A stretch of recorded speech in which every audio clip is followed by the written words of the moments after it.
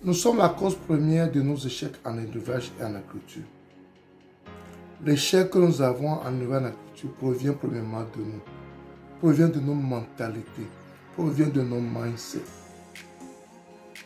Si on veut vraiment réussir en élevage et en agriculture, on doit revoir notre mentalité, on doit revoir nos manières de penser par rapport à la chose.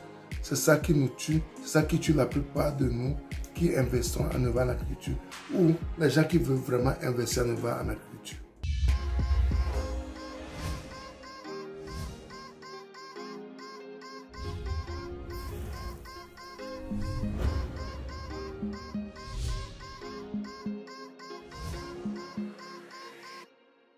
Les gens qui investissent en élevage et en agriculture, qui sont dans la diaspora ou qui sont au pays, qui ont les moyens, les autorités et autres, ils investissent en élevage et en agriculture comment?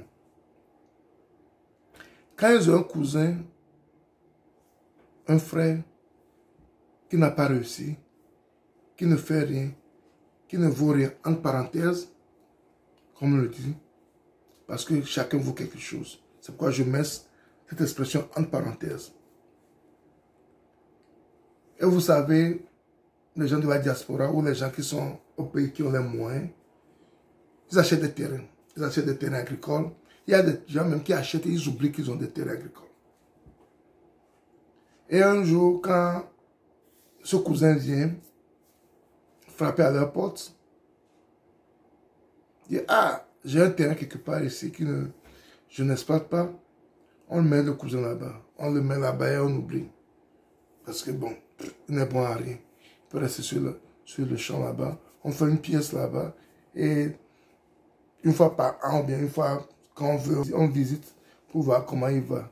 S'il est encore vivant ou pas. Donc, c'est cette mentalité que la plupart des gens ont de la culture de l'élevage.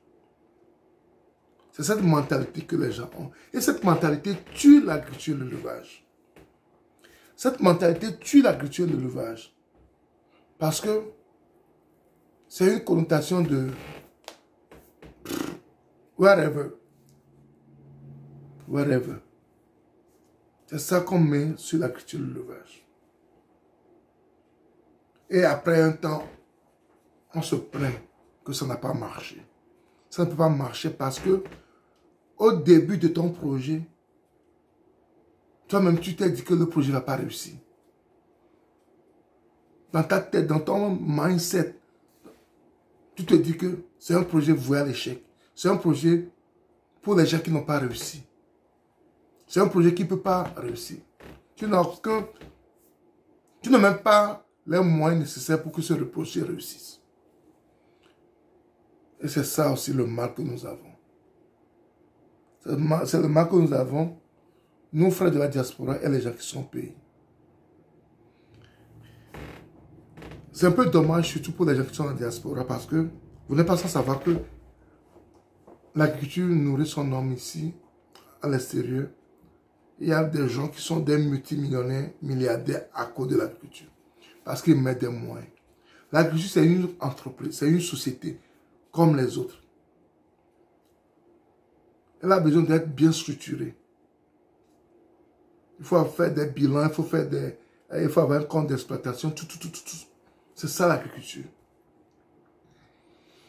Il faut qu'on arrive à laisser la mentalité de nos grands-parents pour l'agriculture. La mentalité que nous avons que l'agriculture ne nourrit pas son homme, l'agriculture ne réussit pas, l'agriculture, parce qu'on utilise les moyens rudimentaires. On utilise encore des moyens rudimentaires. Alors que l'agriculture doit être modernisée. Mais si tu peux moderniser l'agriculture à 100%, il y a des pays comme la Chine, l'Indonésie, Philippines, où ils ont modernisé un peu les moyens rudimentaires pour faire l'agriculture. Ils ne sont pas tellement industrialisés comme les États-Unis, l'Europe et autres, mais ils réussissent bien. Ils ont modernisé un peu leur agriculture. Ils ont changé un peu les outils rudimentaires qu'ils utilisaient avant. Et ça donne des résultats extraordinaires. Ça donne des résultats extraordinaires. On peut apprendre de ces gens-là. Quand tu veux réussir une chose, il faut aller vers des gens qui te ressemblent un peu. Des fois, quand on veut appliquer exactement ce que l'Occident fait chez nous, ça ne marche pas. Mais on peut adapter ce que les Chinois font. Dans les campagnes chinoises, vous pouvez voir, vous pouvez faire des recherches pour voir ce qu'ils font dans les campagnes chinoises, ce qu'ils font en Philippines, ce qu'ils font en Indonésie, n'est pas trop différent de ce que nous faisons en Afrique. Ils ont tout juste modernisé cela. Ça donne des résultats extraordinaires. C'est ça l'agriculture. C'est cette mindset que nous devons avoir quand on veut faire l'agriculture. L'agriculture n'est pas pour les gens qui n'ont pas réussi leur vie. L'agriculture est pour les gens qui ont réussi leur vie, qui veulent réussir leur vie et qui ont le souci de nourrir les autres. C'est un métier noble, je ne cesserai de le dire. Ça fait plaisir de nourrir les autres. Ça fait plaisir de dire que les gens, du pain sur la table à cause de moi, à cause de toi, à cause de vous. Ça fait plaisir de dire que grâce à toi, il n'y a pas la famine chez toi.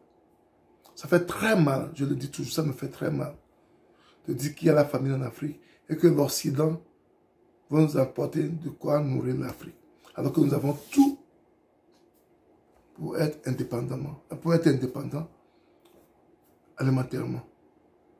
L'Afrique a tout pour être indépendant sur le plan alimentaire.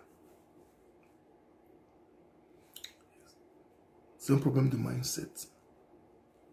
C'est un problème de mindset. C'est un problème de revoir nos mentalités. C'est un problème de revoir nos parodies. C'est très important. L'agriculture nourrit son homme. Très bien même.